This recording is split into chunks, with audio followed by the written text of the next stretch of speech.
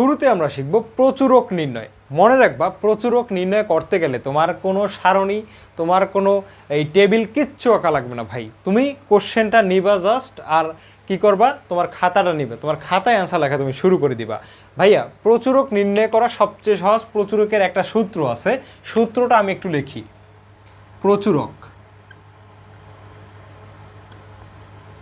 প্রচুরক equal to L plus F1 divided by F1 plus F2 into H.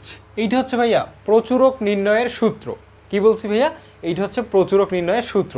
এবার আমাদের একটু জানা লাগবে আসলে এই এল কে, F1 কে, F2 কে, এইচ কে, এগুলো আমার একটু জানা লাগবে। তো আমরা একটু এই সাইডে জেনে নিই আসলে কোনটার পরিচয় কি। ভাইয়া, এই এল হচ্ছে প্রচুরক শ্রেণীর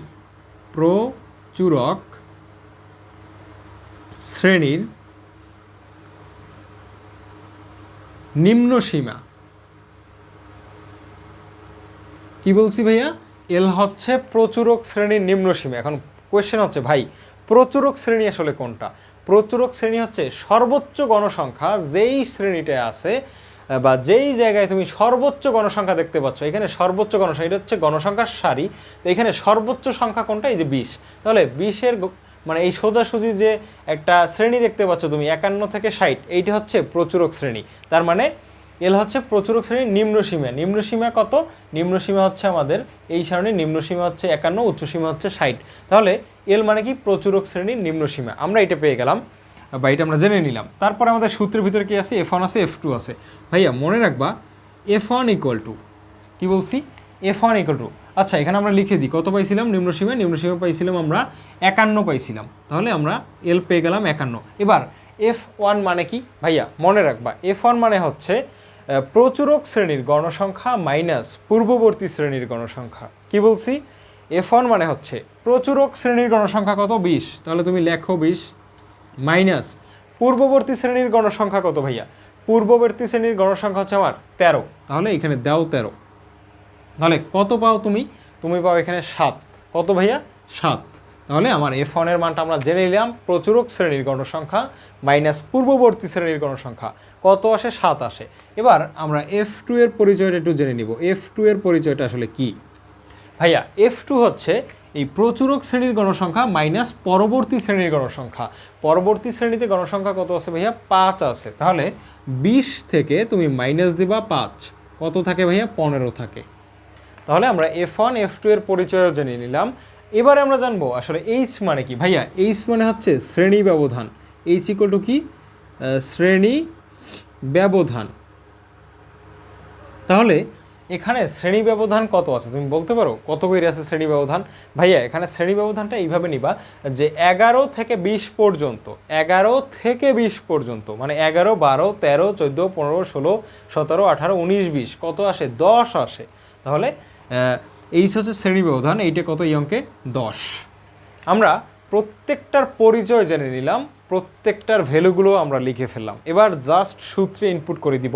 তাহলে দেখো, প্রচুরক ইকুয়াল টু এল প্লাস, এল এর মান কত? 51। এল এর মান হচ্ছে ভাইয়া 51। তাহলে এল এর পরিবর্তে আমি কত বসাই? 51 বসাইলাম। ঠিক আছে, এল এর পরিবর্তে 51 বসাইলাম, প্লাস দিলাম।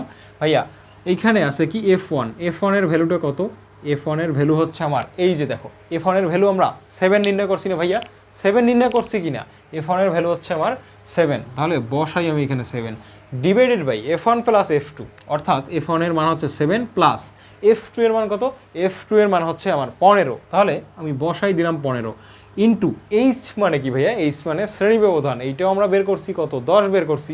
তাহলে এখানে দাও তুমি 10 সমান সমান, এখানে 51 আছে, প্লাস দিবা, তারপর উপরে আছে 7 গুণ 10, 7 10 কত? 70 ডিভাইডেড বাই 7 আর 15 কত ভাই? 7 আর 15 হচ্ছে আমাদের 22।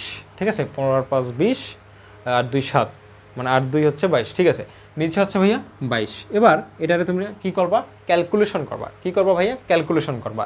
তুমি সাইন্টিফিক ক্যালকুলেটর হলে ইজিলি বসাই দিতে পারো যে 51-র সাথে তুমি যোগ দিবা 70-রে 22 দ্বারা ভাগ করলে কত আসে ওইটা। ঠিক আছে, 70-রে 22 দ্বারা ভাগ করলে কত আসে ওইটা তুমি বসাই দিবা। তাহলে 70 ডিভাইডেড বাই কত? 22। আমাদের এইখানে আসে 3.18। কত আসে ভাইয়া? 3.18। 3.18 আসে। তাহলে 51 প্লাস 3.18 কত আসে? মোটামুটি ওইখানে আসে 54 পয়েন্ট, এখানে একটা 1 আছে, 54.181। এটা ক্যালকুলেটারে দিলে আসে। ভাইয়া এই ম্যাথের অ্যান্সার হচ্ছে আমার 54.181। এইটাই হচ্ছে ভাইয়া এই ম্যাথের অ্যান্সার। ভাইয়া এটা কিন্তু প্রশ্নে আসতে পারে তোমাদের এসএসসি পরীক্ষায়। তাহলে এই ম্যাথের অ্যান্সার এইটা, এবং এইটুক করলেই কিন্তু তুমি 4-এর ভিতরে 4 পেয়ে যাবা। ঠিক আছে, তাহলে এইটা আমরা শিখে ফেললাম।